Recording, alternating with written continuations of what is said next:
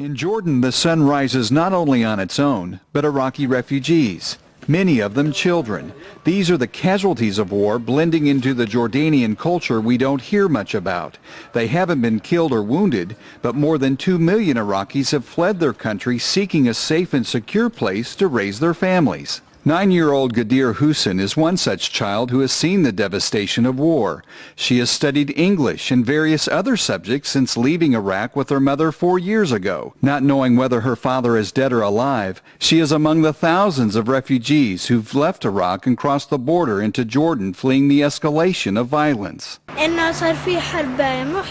am glad I get to go to school and learn new things. Once a teacher in Baghdad, Jacqueline Mosner, who is also a Christian, now teaches at Baswell Community Center in Zarqa, Jordan, an informal education program operated by World Vision, where she helps Iraqi children try to overcome their experiences back home. I always take them to what they feel. Why you are upset? What do you have? Did mommy, she don't have money to give you today? Did you take your lunch? You know, I let him to talk. Some 2 million Iraqis have sought refuge in neighboring countries, fleeing the insecurity and violence of their homeland. Children are the most vulnerable among the war-affected population. There are an estimated 700,000 Iraqi refugees in Jordan, 200,000 school-aged children, 24,000 regularly attending school. The population of Jordan, 5.7 million. Some say Jordan plays the role of big brother to many of its neighboring countries due to its stability. Iraqis now account for more than 10% of the total population. Although the vast majorities are not confined in camps, most are denied legal status, meaning they can't legally work and provide for their families. World Vision, good morning. In March 2007, World Vision declared Iraqi refugee crisis a Category 3 emergency.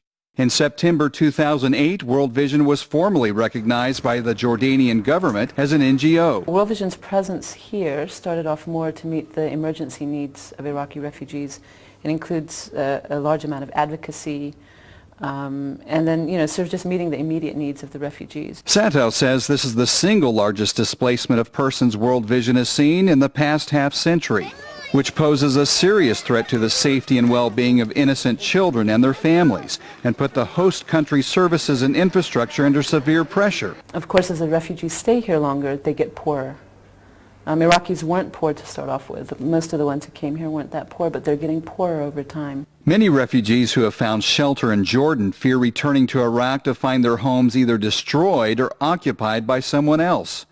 Convoys of returning Iraqis leave Amman once or twice a month, but the chance to go home rarely attracts more than a few dozen people. There are many who do want to go back home, but there are a lot who they just had enough. It is violent and terrifying, and they've lost family members, and some are scared to go back. Many of these children are a long way from the hot desert sand of Iraq, but it's here in Zarqa at the World Vision Center that these children are finding hope and purpose for a new day. Most Iraqis work hard writing a new script for their lives. Children draw pictures to express the pain and anguish caused by war.